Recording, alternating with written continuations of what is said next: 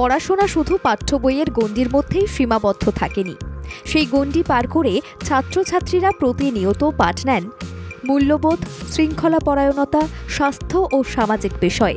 আর এই কাজ একনিষ্ঠভাবে করে চলেছেন পাঁশকুড়ার ঘোষপুর হাইস্কুলের প্রধান শিক্ষক সুপ্রতিম মান্না।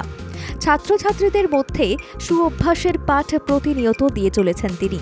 আর সেই কারণেই রাজ্য সরকারের তরফ থেকে এবছর শিক্ষারত্ন পুরস্কারে সম্মানিত হলেন সুপ্রতিম মান্না।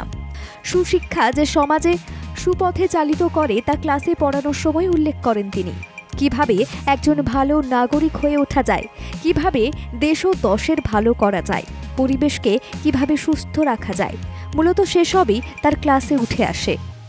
বাড়ির পর স্কুল যে দ্বিতীয় বাড়ি, সেটাই তিনি বারংবার বোঝান ছাত্রছাত্রীদের। আমাদের বিদ্যালয়ে সমাজ সচেতনামূলক অনেক অনুষ্ঠান আমরা করেছি এবং আমরা স্কুলের বাইরেও এই প্রোগ্রামগুলো করতে থাকি।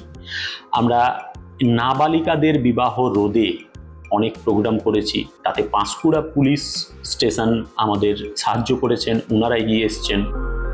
রাজ্য শিক্ষা মানদণ্ডে পূর্ব মেদিনীপুর জেলা বারংবার প্রথম সারিতে। জেলার শিক্ষা মুকুটে রত্ন এনে দিল এই শিক্ষক। এই সম্মান তার দায়িত্বকে আরও বাড়িয়ে দিল বলেই তিনি উল্লেখ করেন। সঙ্গে তিনি ধন্যবাদ জানান তার সহকর্মী এবং অভিভাবকদের। তারা পাশে না থাকলে এই সম্মান পাওয়া হতো না। তিনি ছাত্রছাত্রীদের শিক্ষা, স্বাস্থ্য, শৃঙ্খলাবোধ, সংস্কৃতি ও সামাজিক মনোন্নয়নের কাজে নিজেকে নিয়োজিত রাখবেন আজীবন, এমনটাও জানান। রক্তদান, save drive, save life, cyber crime, mobile ফোনের অপকারিতা, বাল্যবিবাহ রোধ, স্যানিটাইজেশন কর্মসূচিতে নিয়মিত ছাত্রছাত্রীদের কাজে লাগান তিনি। পূর্ব মেদিনীপুর থেকে রাজীব নন্দীর রিপোর্ট, বাংলা জাগো।